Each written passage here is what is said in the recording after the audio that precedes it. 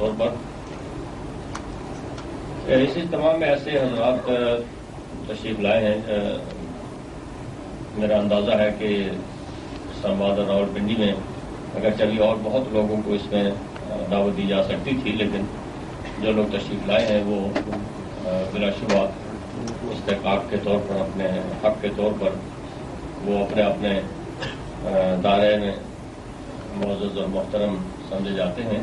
عزت کی نگاہ سے دیکھے جاتے ہیں. اور میرے لیے اور ہم کارکنوں کے لیے جو تحریک کے کارکن ہیں، یہ بڑا اعزاز ہے کہ آپ حضرات یہاں تشریف لائے. میں آپ سب کو شکریہ بھی ادا کرتا ہوں. حقیقت یہ ہے کہ کچھ ایسے دوست بھی یہاں دیکھنے میں آ رہے ہیں کہ جن کو دیکھ کر مجھے یہ محسوس ہوتا تھا کہ میں اپنی بات کرنے کی بجائے ان کی بات سنتا تو زیادہ بہتر بات تھی. مگر وہ وقت جیسے میں نے آپ سے عرض کیا کہ اس کا ہم تعین نہیں کر پائے، اور ہم کوشش کریں گے انشاءاللہ العزیز کہ کسی قریبی وقت میں اسلام آباد میں ہم اس طرح کی 2-3 لگاتار نشستیں رکھیں، تفصیل سے سب دوستوں کی بات سنیں، تاکہ ہماری اپنی رہنمائی کے لیے بھی ضروری ہے، اور پھر ہم اگر کوئی گزارش کر سکیں تو اس کا موقع بھی میسر آئے گا. تو میں ان سب دوستوں سے، بزرگوں سے جن کو ہماری خواہش تھی کہ گفتگو ان کے سنیں اور جن کی دوستوں کی بھی خواہش تھی کہ گفتگو کریں، ان سب سے میں دلی معذرت چاہتا ہوں. معزز حضرات، یہ ابھی تک ہم اصل میں اس تحریک استحکام پاکستان کا پورے طور پر تعارف نہیں کروا سکے. ملک کے کسی حصے میں بھی اس کا صحیح تعارف نہیں ہم کروا پائے. اس کی جو بھی وجوہات ہوں، اور اس سے لوگوں کو تو وجوہات سے کوئی دلچسپی نہیں ہے، مگر ہم نے واقعہ یہی ہے.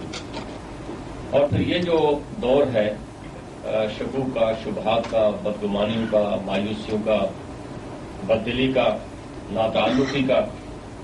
اس دور میں تو اور بھی اس قسم کی بات کا تعارف کرانا خاصا مشکل ہو جاتا ہے. مگر ایک کوشش ہے جو ہم کرنے کی فکر میں ہیں، اور اس کا نتیجہ اللہ تعالیٰ کے ہاتھ میں ہے.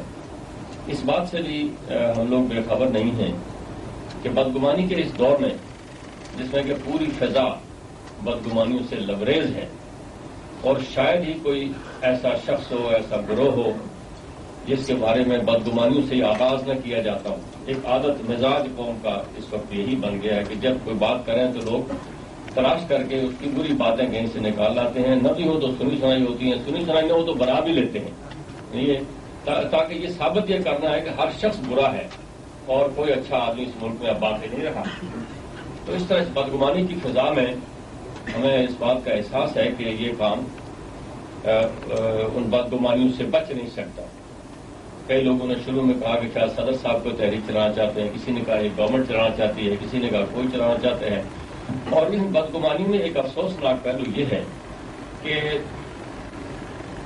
ملک کے اندر کوئی نظام ایسا بن گیا ہے کہ ہم لوگ ملک سے باہر بھی دیکھتے ہیں، اور چاہے کوئی کسی دوسرے ملک کا کوئی ایجنٹ ہے یا نہیں ہے، مگر چھاپ سب پر یہی لگتی جا رہی ہے آہستہ آہستہ آہستہ آہستہ کہ یہ بھی ملک سے باہر دیکھتا ہے، وہ بھی ملک سے. اور مجھے ضمن یاد آیا کہ ایک بڑے مقتدر شخص کے ساتھ میری بڑی طویل ملاقات ہوئی کچھ عرصہ پہلے.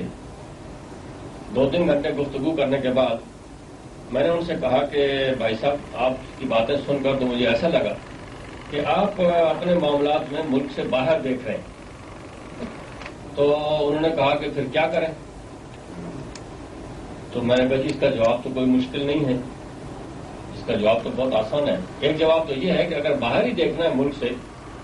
تو پھر آپ کی، میری، صدر قیوم کی، فلاں کی اس ملک کو ضرورت کیا ہے؟ پھر تو باہر والے جس احمد کو، الو کے پٹھے کو ایجنٹ بنا کے بھیجیں گے، اس پر چھاپ لگا دیں گے، وہی کام کرتا رہے گا. پھر آپ کی ہماری ضرورت کیا رہی اس ملک کے اندر؟ اور دوسرا یہ، میں نے کہا دوسرا جواب یہ ہے کہ آپ یا ہمیں ساتھ لے کر چلیں یا آپ ہمارے ساتھ چلیں. یہ بالکل آسان بات ہے، اس میں کوئی مشکل جواب نہیں ہے. مگر اس کا کوئی جواب وہ نہ دے سکے، وہ خاموش رہے. اس کے بعد گزارش کرنے کا مقصد یہ ہے کہ اس وقت ہماری جو حمیت ہے، حالت ایسی ہے کہ ہماری مذہبی اور دینی حمیت تو فرقہ پرستی نے تحلیل کر دی،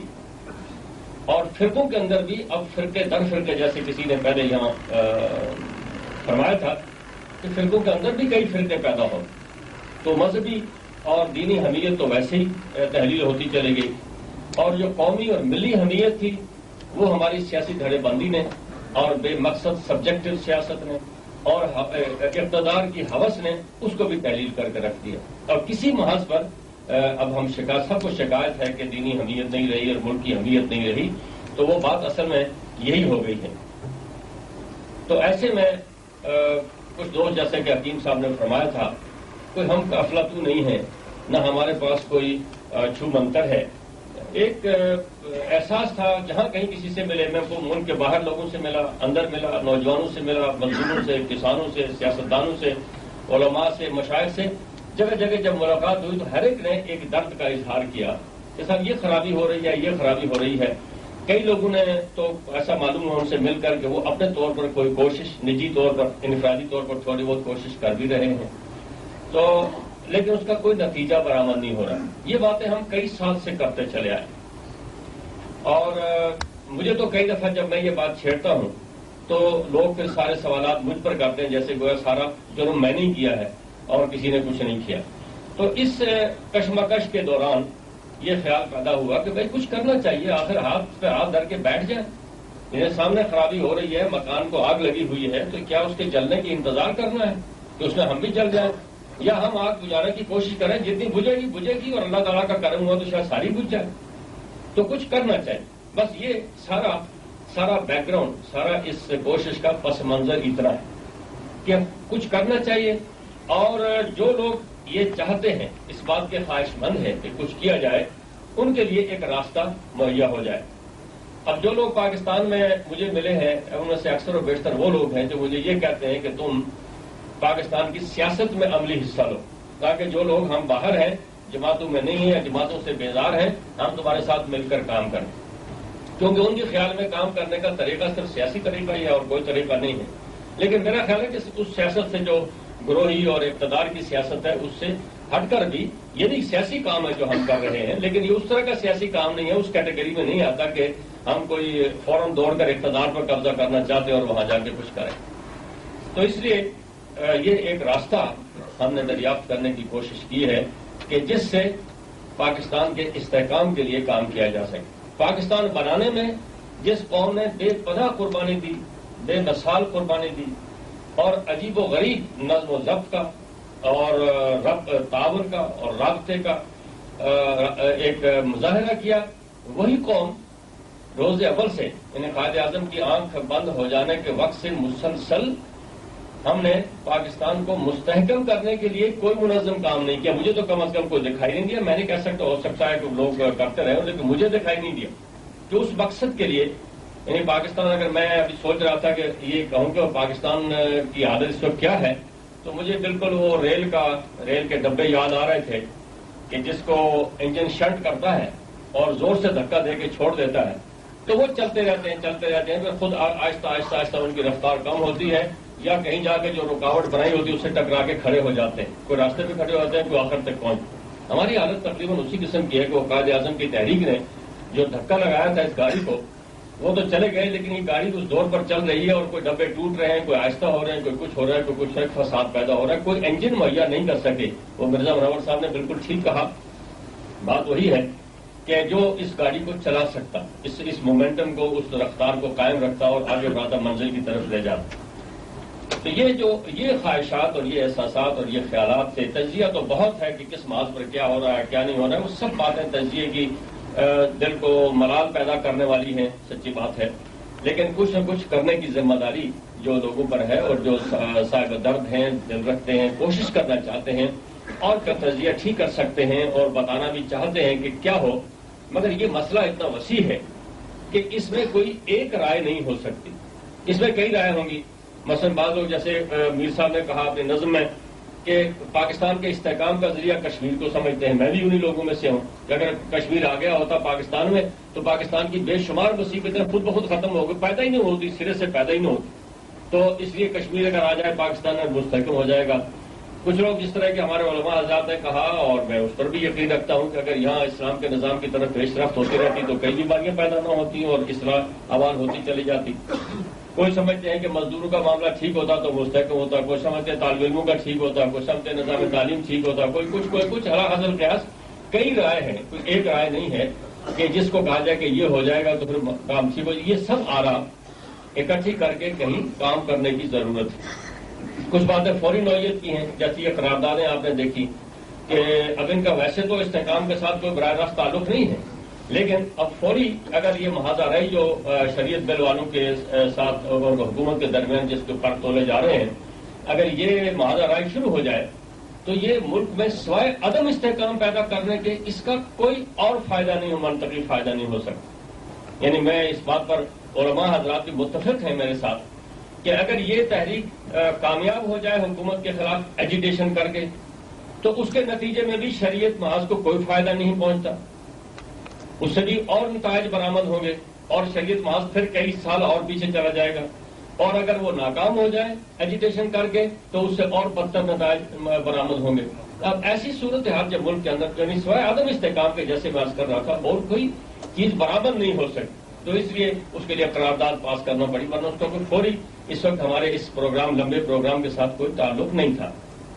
تو اس طرح فوری نوعیت کی بہت سی باتیں ہیں، مثلا ہندوستان کی فوج ہماری سرحد پر آ کے کھڑی ہو گئی تھی۔ اگر اس وقت سب لوگ یہ مطالبہ کرتے کہ فوج کے ساتھ ہم بعد میں لڑیں گے ہندوستان کی فوج کے ساتھ، لیکن ہمیں کچھ اور کام یہاں کرنا چاہیے، اپنی کھیتی باڑی ٹھیک کر لینی چاہیے اور یہ تجارت ٹھیک کر لینی چاہیے، تو ظاہر ہے کہ ہندوستانی فوج اس کا انتظام موقع ہمیں نہیں دینے کے لیے تیار تھی۔ اس وقت تو فوری کام یہی تھا کہ ساری قوم متحد ہو کر متفق ہو کر یکجہتی کے ساتھ ہندوستان کی فوج کے ساتھ لڑنے کا مظاہرہ کرتی۔ تو ایسے قلیل المدت اور طویل المدت کئی امور ہیں جن کو پیش نظر رکھ کر یہ کام کرنے کی ضرورت پیش آ رہی تھی۔ تو میں یہ عرض کر رہا تھا کہ اس وقت جو خطرات ہمیں دکھائی دیتے ہیں ان کا تجزیہ نہیں کرنا چاہوں گا، وہ تو مجھ سے بہت بہتر جاننے والے لوگ ہیں، لیکن میں بھی چونکہ خود اس بات کے اندر شامل ہوں اس لیے مجھے بھی اس کا اندازہ ہے۔ وہ خطرات ایک تو ہماری سرحدات پر ہیں، ان میں سے بھی کچھ دکھائی دیتے ہیں کچھ دکھائی نہیں دیتے۔ جو خارجی خطرات ہیں جن کا اثر اب اندر مرتب ہو رہا ہے، ایک تو وہ خطرات ہیں، مگر ان کا کوئی نہ کوئی چونکہ دکھائی دیتے ہیں بہت حد تک، تو اس کا کوئی نہ کوئی مداوع کوئی نہ کوئی راستہ دریافت کرنا زیادہ مشکل نہیں ہے۔ جو لوگ کرنا چاہیں گے وہ ہم لوگ تو شاید نہیں کر سکتے، لیکن کچھ لوگ جو کرنا چاہیں گے وہ کریں گے۔ اور ان خطرات میں یہ آپ دیکھ رہے ہیں کہ دھماکے ہو رہے ہیں، یہ بھی خطرہ ہے۔ اب یہ دھماکے کوئی ایسی بات نہیں ہے جو ہمارے تخیل یا ہمارے تصور سے کوئی بہت باہر سے ہو رہے ہیں۔ ان کے بارے میں بہت پہلے سے علم ہے کہ ہمارے ارد گرد بھارت خاص طور پر بڑے عرصے سے تقریب کاروں کو تربیت دے رہا ہے۔ پاکستان کے اندر تقریب کاری گریز کا سب پتا ہے، حکومت کو بھی پتا ہے، بعض باخبر لوگوں کو بھی اس کا علم ہے۔ اسی طرح کچھ اور لوگ ہیں جو پاکستان میں تقریب کاری، خدا جانے پاکستان کے ساتھ ان کو کیا قد ہے۔ کچھ ایسے لوگ بھی ہیں کہ جن کی حفاظت بھی ہم کر رہے ہیں اور وہ بھی ہمارے یہاں تقریب کاری بدقسمتی سے کرنے پر کام کر رہے ہیں۔ تو پھر یہ میں عرض کر رہا تھا کہ اس کے بارے میں کوئی بے خبری میں نہیں ہے کہ یہ دہشت گردی ہوگی۔ ہمیں تو کچھ عرصے پہلے سے اس بات کی خبریں آ رہی تھیں، کہیں نہ کہیں سے ملتی تھی خبریں کہ کوئی دہشت گرد ادھر سے آ گئے ہیں، ادھر سے آ گئے، ادھر سے آ گئے ہیں۔ اور یہ عجیب بات ہے کہ چھوٹے چھوٹے ملک ہیں، دبئی ہے، کویت ہے، اور چھوٹے چھوٹے بالکل اتنے ٹائنی سے ملک ہیں، اور ان کے ہاں باہر سے آنے جانے والے لوگوں پر پابندی ہے، لیکن یہ اتنا بڑا ملک ہے اس میں باہر سے آنے جانے والوں پر کوئی پابندی نہیں۔ یعنی کوئی جائز طریقے سے بھی آتے ہیں، ناجائز طریقے سے بھی آتے ہیں، ہزاروں کی تعداد میں لوگ آتے جاتے ہیں، تو ایسے میں کوئی دہشت گردی کا ہو جانا کچھ عجب بات نہیں ہے۔ اور یہ بھی میں آپ سے عرض کروں کہ ہمارے تحریک کا جو مقاصد ہیں ان میں یہ بات بھی شامل ہے کہ مثلا دہشت گردی کو ہم روک تو نہیں سکتے تحریک کی طرف سے، لیکن ہم اپنے لوگوں کو یہ تو بتا سکتے ہیں کہ بھائی لوگ کیا کریں، کیونکہ لوگ پوچھتے ہیں۔ میں اس کی چھوٹی سی مثال عرض کروں آپ سے کہ کوئٹہ گیا میں، جب وہ دھماکہ ہوا تو اس کے بعد اتفاق سے میں کوئٹہ گیا، تو وہاں میرے پاس جہاں دھماکہ ہوا تھا وہ جگہ تھی، ہوٹل تھا کہ جس میں سرحد کے اور آزاد کشمیر کے رہنے والے لوگ تھے سارے کے سارے، اس میں کوئی مقامی بس آبادی کا آدمی نہیں تھا۔ تو وہ میرے پاس آئے، ان کے کاؤنسلرز سے ایک وفد لے کر آئے اور کہنے لگے کہ جی یہ حکومت نے ہمیں بڑا گلا ہے کہ حکومت نے ہماری دیکھ بھال نہیں کی، ہمیں پوچھا نہیں ہے، ہماری خبر گیری نہیں کی ہے، چیف منسٹر نہیں آیا، فلاں نہیں آیا، گورنر نہیں آیا، تو ہم جلوس نکالنے کی تیاری کر رہے ہیں، آج ہم جلوس نکالیں گے گورنمنٹ کے خلاف۔ میں نے انہیں سمپل سی بات کہی، میں نے کہا یہ جو دہشت گرد ہے تم ان کو جانتے ہو؟ کہنے لگے جی نہیں جانتے۔ میں نے کہا ان کی تمہارے ساتھ کوئی دشمنی ہے؟ کہنے لگے جی کوئی پتہ نہیں ہمیں کیا دشمنی ہمارے ساتھ ہو سکتی ہے۔ تو میں نے کہا یہ خاص طور پر انہوں نے یہ جگہ کیوں چنی ہے کہ جہاں آزاد کشمیر کے اور فرنٹیئر کے رہنے والے لوگ تھے، اس کا تم نے غور کیا ہے؟ تو کہنا لگے نہیں ہاں یہ بات تو واقعی کہ ایسی جگہ کیوں چنی انہوں نے؟ تو میں نے کہا وہ اس لیے کہ یہی بات وہ چاہتے تھے کہ تم جلوس نکالو حکومت کے خلاف، ان کا مقصد یہی تھا۔ وہ افراتفری پیدا کرنا چاہتے کہ بلوچی اور پٹھان کا جھگڑا پیدا کرو، پٹھان مارے گئے ہیں، بلوچی حکومت نے نہیں پوچھا ہے تو جھگڑا پیدا کرو، یہی تو ان کا مقصد ہے۔ اور تم وہ مقصد اب خود پورا کرنا چاہیے تو تمہارے آدمی مارے گئے اور الٹا پھر تم دشمن کا مقصد پورا کرنا چاہتے ہو۔ تو اللہ ان کا بھلا کرے کہ 10-15 آدمی تھے، انہوں نے کہا بھائی ہم تمہارے بڑے شکر گزار ہیں، یہ بات ہماری سمجھ میں نہیں آتی، ہمیں کسی نے نہیں بتائی یہ بات۔ اب یہ وہ باتیں ہیں جو کسی وقت چھوٹی سی بات ہے، مگر اس سے اگر وہ جلوس نکالتے اس پر پولیس لاٹھی چارج کرتی، پھر پٹھان بیچ میں آتے، پھر بلوچ بیچ میں آتے، تو ہنگامہ کہاں پہنچتا آپ اندازہ لگے کہ کیا قیامت۔ ایک تو لوگ مارے گئے، مالی نقصان ہوا، اور ایک الٹا اوپر سے پھر یہ ایک فتنہ اور فساد حکومت کے خلاف۔ یہ جو ڈوک کھبا میں یہاں واقعہ ہوا، آپ میں سے لوگوں کو اکثر لوگوں کو شاید علم ہے کہ 4 بجے اور 5 بجے کے درمیان صبح وہ لوگ مارے گئے، اور 10 بجے پنڈی میں جلوس نکلا۔ جو 10 بجے پنڈی میں جلوس نکلا اس میں چھاپے سے چھاپے ہوئے پوسٹر اور پمفلٹ تقسیم کیے گئے۔ وہ 5 بجے سے لے کر 10 بجے تک کس پریس نے چھاپے تھے؟ وہ اس ملک کا تو کوئی پریس اس وقت جاگتا ہی نہیں ہے۔ چھاپے کسے تھے؟ وہ پہلے سے تیار کر کے رکھے ہوئے تھے کہ یہ مارے جائیں گے اور حکومت کے خلاف جلوس نکلے گا اور اس میں ہم یہ پمفلٹ تقسیم کریں گے۔ کہنے کا مقصد یہ ہے کہ یہ بھی ہمارے فرائض میں ہے کہ ہم اپنے لوگوں کو یہ سمجھائیں کہ تو وہ مارے جا رہے ہیں دھماکوں سے، اور الٹا پھر وہ اگر حکومت کے خلاف منافرت پیدا کریں، اگر آپس میں پنجابی پٹھان اور سندھی بلوچی کا سوال پیدا کریں، تو اس سے تو گویا ہم نے ان دشمنوں کا مقصد خود پورا کر دیا جو اس ملک میں دھماکے کر رہے ہیں۔ اب یہ بات بھی لوگوں کو سمجھانے کی ضرورت ہے جا کر۔ تو گزارش یہ کر رہا تھا کہ یہ جو باہر سے خطرات ہمیں دکھائی دیتے ہیں ان کا تو کچھ نہ کچھ ہمیں علم ہے، اور ہم لوگ بھی اگر منظم طریقے سے کریں تو کر سکتے ہیں۔ مگر ایک اور جو بڑا افسوسناک کام ہے، وہ جس کی نشاندہی شاید ندوی صاحب نے کی ہے، وسیم بدر ندوی صاحب نے، کہ ہمارے یہاں 2 اور باتیں بڑی سنگین ہو رہی ہیں جس کا ہم نوٹس نہیں لے رہے ہیں۔ میں نے ایک دفعہ جنرل ضیاء الحق صاحب سے مارشل لا کے زمانے میں بڑی تلخی تھی جب ان کے ساتھ، تو میں نے انہیں کہا کہ جنرل صاحب آپ اس بات کا ذرا تجزیہ کریں کہ لوگ آپ کے خلاف ہیں، مخالفت میں بات کرتے، ہم سب کرتے تھے کہ مارشل لا کو ہٹاؤ، ہماری کوئی جنرل صاحب کی ذات سے تو کوئی لڑائی تھی نہیں، نہ ہم میں سے کسی نے کمانڈر چیف بننا تھا، لیکن مارشل لا ہٹانے کی ہم بات کرتے تھے اور وہ ہمارا حق کام کرتے تھے۔ تو میں نے ان سے کہا جی کہ اگر لوگ آپ کی مخالفت ہی کرتے ہوں صرف، تو یہ آسان بات ہے کہ اس کا علاج ہے کہ جس نقطے پر وہ مخالفت کر رہے ہیں وہ نقطہ مان لیا جائے تو مخالفت ختم ہو جائے گی، کچھ مانگ رہے ہوں تو مطالبہ پورا کر دیا جائے تو مخالفت ختم ہو جائے گی۔ لیکن اس سے زیادہ ایک خطرناک بات ہو رہی ہے۔ تو میں نے کیا بات ہو رہی ہے؟ میں نے کہا جی وہ یہ کہ لوگ لا تعلقی کا اظہار کر رہے ہیں۔ میں کہ یہ جو لا تعلقی ہے یہ انتہائی خطرناک بات ہے، اس کا کوئی علاج نہیں، اس کا پھر کوئی مداوع نہیں ہو سکتا۔ تو آج پاکستان کے اندر ایک لا تعلقی کا عجیب سما ہے، عجیب منظر ہے، جہاں کہیں آپ جائیں تو، اور خاص طور پر یعنی وہ جو غریب آدمی ہے جو مزدوری کرتا ہے اس کا تو تعلق اتنا ہے کہ مزدوری کرتا ہے اور بچوں کی دیکھ بھال کرتا ہے، اس کا تو اس سے زیادہ ابھی کوئی ذمہ داری بھی نہیں۔ لیکن جو لوگ اوپر ہیں وہ رفتہ رفتہ اتنے بددل، مایوس اور اتنے لا تعلق ہوتے جا رہے ہیں کہ اس کا اثر پھر سارے ملک پر پھر مرتب ہوتا ہے۔ تو یہ لا تعلقی کا اور مایوسی کا جو قصہ ہے یہ بھی اتنا پریشان کن ہے کہ اس کا بھی کوئی مداوع، کوئی علاج تلاش کرنا چاہیے۔ کیا واقعی ہم لوگ انتظار کریں کہ کوئی آگے حملہ کرے گا، یا ہم اپنے آپ کو اس ملک کے ساتھ وابستہ کریں؟ مجھے کئی لوگوں نے پوچھا، ابھی چھوٹا سا ایک واقعہ ہوا مظفر آباد میں، وہ مثال بدقسمتی سے اپنی دینا پڑتی ہے، مگر اس کی کوئی چارہ نہیں، کہ جراجو صاحب تشریف لے گئے وہاں تو بے شمار مخلوق تھی جلسے میں، لاؤڈ سپیکر ہمارے فیل ہو گئے ایک حد تک، اور 20-30 ہزار آدمی ایسے تھے جو سن نہیں سکتے تھے، تو اٹھ کے کھڑے ہو گئے ہاتھ ہلاتے کہ سننا آواز نہیں آ رہی ہے نہیں ہو رہا. لوگوں نے کہا بیٹھ جاؤ بیٹھ جاؤ. بولے کیسے بیٹھے 20-30 ہزار آدمی ایک بڑے ہجوم میں ہے تو ان کو بٹھانا ویسے ہی بڑا مشکل کام ہے. میں نے حماقت کی ضرورت کی تھوڑی سی. میں لاؤڈ اسپیکر میں گیا, میں نے کہا 1 سیکنڈ میں بیٹھ جاؤ. تو سب بیٹھ گئے. کسی نے پوچھا, جنید صاحب نے پوچھا کہ یہ کیا کمال کیا اس نے, یہ تو اس طرح تو شاید فوج کے لوگ بھی نہیں بیٹھتے. تو ان کے پاس ایک بیٹھا ہوا آدمی سے کہا جی یہ کمیٹڈ لوگ ہیں, یہ آدمی بھی کمیٹڈ ہے اور یہ لوگ بھی کمیٹڈ ہیں, یہ تماشائی نہیں ہے کہ سنیں یا نہ سنیں, یہ جلسے میں کمیٹڈ لوگ ہیں, آئے ہیں اس لیے انہیں حکم مانا ہے. اب یہ بات اس لیے میں نے عرض کی کہ کمٹمنٹ یہاں آج پاکستان میں دکھائی نہیں دیتی. یہ بڑا افسوسناک ہے. یعنی لوگ اس لیے وزیر یا امیر نہیں ہیں کہ ان کی کمٹمنٹ ہے, بلکہ وہ وزیر و امیر ہو گئے ہیں کسی وجہ سے اور اب سوچتے ہیں کہ ہم کمٹمنٹ کریں یا نہ کریں.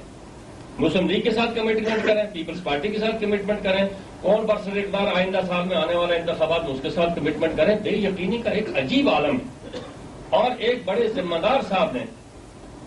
میں اب اس کا نام لوں تو اچھا نہیں لگے گا, سچی بات ہے, میرے منہ پر بیٹھ کے کہا آج سے 8 سال پہلے, اس طرح ان کے اپنے ڈرائنگ روم میں بیٹھ کے ایسے کر کے کہا کہ میں پاکستان کو 4 مہینے دیتا ہوں. آئی گیو 4 months ٹو پاکستان, انہوں نے کہا آج سے 8 سال پہلے. اور خدا کے فضل و کرم سے پاکستان زندہ ہے. 8 سال گزر گئے ہیں, 4 مہینے. یعنی وہ انہوں نے کوئی گپ نہیں لگائی تھی. ایک تو انہوں نے اپنی مایوسی کا اظہار کیا, اور دوسرا ان کی معلومات ایسی تھی کہ وہ سمجھتے تھے کہ شاید پاکستان 4 مہینے سے زیادہ نہیں چلے. اب میں دل میں سوچتا تھا کہ لوگ ایسے ہونے چاہیے تھے جن کو جب یہ خبر ملتی کہ پاکستان کے خلاف 4 مہینے میں توڑنے میں سازش ہے تو وہ کہتے ہماری جان مال بیوی بچے جائیداد سب قربان ہو جائے گی مگر ہم پاکستان کو بچائیں گے, ٹوٹنے نہیں دیں گے. مگر اس بات کی بجائے وہ انتظار میں بیٹھے ہیں کہ بابا جی کہاں سے کو توڑنے آئے گا اور ہمیں اس میں کیا مقام ملے اور کیا نہیں ملے. یہ مایوسی کی جو کیفیت ہے, یہ خدا تعالیٰ بچائے اس ملک کو. اور یہ کیفیت خواص میں ہے, مجھے معاف کریں گے میں معذرت سے کہنا چاہتا ہوں, یہ کیفیت عوام الناس میں نہیں ہے. عوام الناس میں یہ کیفیت ہم سے ٹریول کر کے جاتی ہے. یہ کیفیت اس ملک کے خواص میں پیدا ہو گئی ہے کہ وہ مایوس ہوتے جا رہے ہیں. کھاتے پیتے ہیں, مکان ہے, زمین ہے, جائیدادیں ہیں, سب چیزیں, پر کس چیز سے مایوس ہے؟ جب جو جائیدادیں, جو عزت, جو آبرو اس ملک کی وجہ سے حاصل ہوئی ہے, اس ملک کو اس کو اگر قربان کرنے کا وقت آ جائے اس ملک پر, تو پھر میں تو سمجھتا ہوں وہ بالکل حرام ہے کہ آدمی یہ سوچے ایک لمحے کے لیے بھی کہ اس کو قربان کرنا ہے کہ نہیں کرنا. اس کی زندگی تو حرام ہوگی, وہ تو جانور ہے, پھر وہ انسانوں کی صف میں نہ رہا. وطن کے ساتھ اگر اس کو جان مال سب کچھ قربان کیا جا سکتا ہے. اسی وطن نے ہم کو عزت دی ہے, اور اس وطن نے جو عزت دی ہے ہمیں وہ شاید دوسرے کسی وطن نے کسی کو نہیں دی ہے. یہ تو جیسے کہا تھا مجھ سے پہلے کہ باہر جو لوگ جاتے ہیں ان سے پتہ لگتا ہے کہ باہر جا کے پھر اس وطن کی آرزو کرتے ہیں, وہاں جا کے بھی بیٹھ کے کہتے ہیں یار پاکستان پاکستان ہے, اس جیسی کوئی جگہ نہیں. تو اس طرح, اور جو لوگ ہمارے ہندوستان جا کے آئے ہیں, ابھی مجھے کچھ لوگ میرے جو ہندوستان سے آئے تھے انہوں نے کہا بھائی یہاں جن کو تکلیف ہے پاکستان سے ان کو ہندوستان بھیجو جا کے دیکھو, ان کو پتہ لگے کہ مسلمان کا وہاں کیا حال ہے, ان کو سمجھ آ جائے گی. کچھ کشمیر سے آتے ہیں, وہ کہتے ہیں یہاں سنا کچھ من چلے کشمیر کی خود مختاری کی بات کرتے ہیں, ان کو ہمارے پاس وہاں بھیجو, ان کو ہم سمجھائیں کہ خود مختاری کیا ہوتی. تو کہنے کا مطلب یہ ہے کہ اس ملک کے اندر ہم ایک ناشکری قوم کی طرح, جس کی نہ کوئی ذمہ داری ہے نہ کوئی فرض ہے. ہر شخص اس ملک سے کچھ لینا چاہتا ہے. ہر شخص کی دوڑ صبح سے شام تک یہ ہے کہ میں اس سے کچھ لوں, اور کوئی دینا کچھ نہیں چاہتا. یعنی اپنے گریبان میں منہ ڈال کے ہر شخص دیکھے, مزدور دیکھے, تاجر دیکھے, کسان دیکھے, عالم دیکھے, سیاستدان دیکھے, طالب علم, جتنے لوگ ہیں دیکھیں کہ ہم اس ملک کو دے کیا رہے. تو میرا یقین ہے بہت کم لوگ ہوں گے ایسے جو یہ کہہ سکیں گے دیانتداری سے کہ ہم نے اس ملک کو یہ دیا ہے. یہ تھوڑی, اور دینا دینا تو کچھ کوئی پہاڑ نہیں ہے جو دینے دینے ہوتے ہیں. اگر ایک شخص اپنی ذمہ داری, اپنا فرض ٹھیک طریقے سے پورا کرتا ہے تو یہ اس ملک کی خدمت کر رہا ہے. اب تعلیم کا تو انہوں نے بتایا تھا, مجھ سے پہلے تعلیم کا جو حشر ہو گیا ہے اس ملک کے اندر, اور اساتذہ کا جو حشر ہو گیا ہے, طالب علموں کا جو ہو گیا ہے, ہر جگہ ہر محاذ پر ایک خرابی پھیل گئی ہے. اب اس کے لیے تو تجزیہ کرتے کرتے تو لمبا وقت لگے گا, لیکن اس کا ہم سوچتے تھے وہ اس کا کوئی راستہ ہے کہ نہیں. اور میں نے جہاں کہیں بات کی ہے, جس جگہ میں نے پڑھے لکھے لوگوں کو, دانشوروں کو, طالب علموں کو, وکیلوں کو, مختلف لوگ ملنے آتے ہیں, ان کی مہربانی ہے, میں نے بات کی ہے تو میں نے محسوس کیا کہ ان کو حوصلہ ہوا ہے کہ نہیں بھائی ایسا نہیں ہے کہ ہم سب مرنے والے ہیں, ہم خدا کے فضل و کرم سے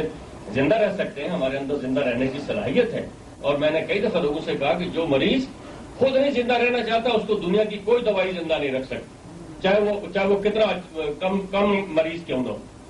وہ مر ہی جاتا ہے. تو اس طرح ہم پاکستان کے اندر آج کہیں نہ کہیں سے کو آواز اٹھنی چاہیے, کوئی منظم کوشش ہونی چاہیے کہ جس سے ہم وہ خرابیاں جس حد تک دور کر سکیں. میں سمجھتا ہوں کہ ابھی ہم نے اکٹھے نماز پڑھی ہے یہاں، بظاہر چھوٹی سی بات ہے. میں نے پہلے بھی 2-4 جگہ کہا ہے. میں قلندری جیل میں تھا تو یہ بھٹو صاحب کے خلاف جو تحریک چل رہی تھی قومی اتحاد کی، اخبار بند تھا، تو ایک اس کا جو ملازم ہے جیل کا، وہ چھپا کے اندر ڈال کے جیل میں اخبار لے آیا میرے پاس. تو کہنے لگا کہ جی مبارک ہو جی، تحریک کامیاب ہو گئی. میں نے کہا بھائی کیا ہوا؟ اخبار نکال کے میرے سامنے رکھی. اس میں تو کچھ نہیں تھا، جلسے جلوسوں کا ذکر تھا کہ جلسے ہو رہے ہیں، تو اور تو کوئی بات نہیں تھی کامیابی. میں نے کہا اس میں تو جلسے جلوس تو روز ہوتے. کہنا نہیں جی، اس نے بتایا کہ یہ فلاں 2 مولوی دیکھا ہے، یہ اکٹھے چل رہے ہیں جلوس میں، یہ کامیابی کی علامت ہے. اب یہ میں آپ سے عرض کرتا ہوں کہ لوگوں کی سوچ آپ اندازہ کریں کہ یہ نہیں ہے کہ یہ قوم ساری مر گئی ہے اور مردہ ہو گئی ہے، مگر مصیبت یہ ہے، جیسے میں اوپر عرض کر رہا تھا، کہ وہاں اگر ہم کوئی خرابیاں دور کروا سکیں، میں نہیں کہتا کہ ہم فرقے بند کروا دیں گے، میرا بس لگے تو ہم کروا دیں، لیکن وہ ہمیں پتا ہے کہ وہ نہیں ہو سکتا.